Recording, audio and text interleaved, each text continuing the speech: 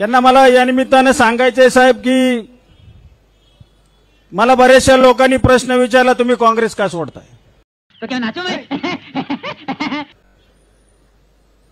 तुम्ही तर हार्डकोर काँग्रेसी, गेल्या अनेक वर्षापासून तुमच्या वडिलांपासून तुम्ही काँग्रेस रुजवली, वाढवली, किंबहुना तो विचार तुम्ही लोकांपर्यंत पोहोचवला. परंतु खरं सांगायचं साहेब, ही वेळ खरं तर माझ्यावर काँग्रेसनेच आणली. अरे झूठ बोल रहा है, ये झूठ बोल रहा है. आणि या परिस्थितीचा गेले 5-7 वर्षापासूनचा मी सातत्याने विचार करतोय. विखे पाटील साहेब विधिमंडळामध्ये असल्यानंतर मला वारंवार सांगायचे, अरे संग्राम निर्णय घे, निर्णय घे, निर्णय घे. आमचे जयकुमार गोरे सांगायचे, राहुल दादा सांगायचे, अनेक भारतीय जनता पार्टीतले सर्व प्रतिष्ठित पदाधिकारी मला सातत्याने सांगायचे की तुम्ही काहीतरी निर्णय घ्या. What? मी त्यांना सांगायचो, साहेब मी काही निर्णय घेऊ शकत नाही.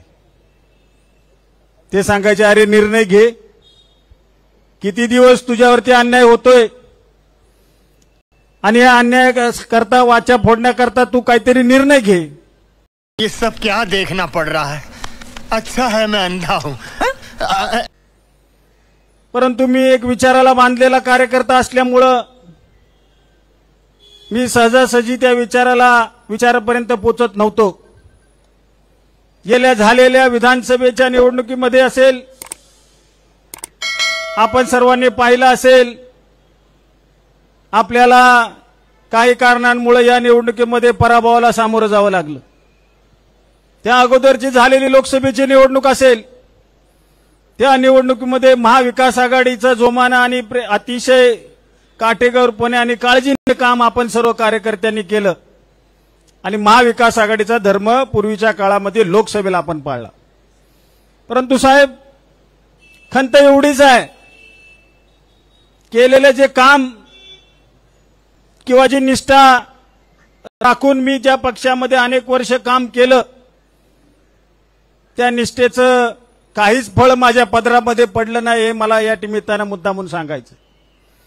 अनेक वर्ष मी संघर्ष केला, माझ्या वडिलांनी संघर्ष केला, मीही संघर्ष केला. संघर्ष करायला लागतोय म्हणून आम्ही कधी डगमगलो नाही किंवा कुठलाही विचार त्या ठिकाणी शिवला नाही. संघर्षाच्या भूमिकेमधून सातत्याने सहकारी संस्था असतील, स्थानिक स्वराज्य संस्था असेल, जिल्हा परिषद पंचायत समिती असेल, नगरपालिका असेल, तिथं एक हाती सत्ता मिळवण्याचा कायम प्रयत्न केला. पक्षाची ताकद मिळो न मिळो, तळागाळापर्यंत काँग्रेस रुजवण्याचं, वाढवण्याचं प्रामाणिक काम आम्ही त्या निमित्तानं केलं.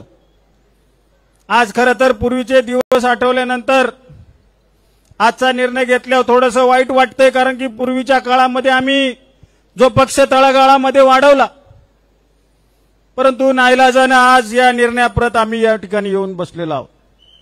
कार्यकर्त्यांची सगळ्यांची खंत होती, विचार होता. सातत्यानं निवडणूक झाल्यापासून प्रत्येक कार्यकर्ते मला येऊन सांगायचे, दादा आता काहीतरी निर्णय घेतला पाहिजे, आपल्याला काहीतरी बदल केला पाहिजे, आपल्याला विकासाच्या माध्यमातून कुठेतरी कास धरून आता कुठेतरी आपल्याला निर्णय घ्यावा लागणार आहे. मी बऱ्याच वेळेला त्यांना शांत बसण्याचं आवाहन करायचो, परंतु शेवटी माझ्या डोक्याच्या वर पाणी साहेब चाललं होतं. आणि म्हणून सर्व कार्यकर्त्यांच्या आग्रहाखातर निर्णय घेत असताना भारतीय जनता पार्टी हा देशामधला 1 नंबरचा सर्वात मोठा असणारा पक्ष, या देशाचे पंतप्रधान आदरणीय नरेंद्रजी मोदी साहेब यांच्या नेतृत्वाखाली काम करत असणारा पक्ष, त्याचप्रमाणे या राज्याचे मुख्यमंत्री आदरणीय देवेंद्रजी फडणवीस साहेब यांच्या कुशल नेतृत्वाखाली महाराष्ट्राची चाललेली वाटचाल असेल, या सर्व गोष्टींना प्रभावित होऊन आम्ही साहेब आज हा निर्णय घेतलेला आहे. फडणवीस साहेबांचा तर माझा गेले अनेक वर्षाचा ऋणानुबंध आहे. आपण सर्वश्रुत आहात. म्हणजे राजकीय दृष्ट्या ज्या वेळेला मी राजकारणात नव्हतो तेव्हापासूनचा माझा संबंध आहे, परंतु राजकीय धागा पकडून मी कधी त्या ठिकाणी तिथं त्यांच्यापर्यंत पोहोचलो नाही. कामाच्या निमित्तानं ज्या ज्या वेळेला साहेबांकडे मी गेलो, त्यावेळेला कुठल्या पक्षाचा आहे म्हणून नव्हे, परंतु ग्रामीण भागातील एक आमदार आहे, त्यांच्या अडचणीचे प्रश्न सोडवले पाहिजेत या भावनेतून फडणवीस साहेबांनी मला अनेक वेळेला वेळोवेळी मदत त्या निमित्तानं केलेली आहे.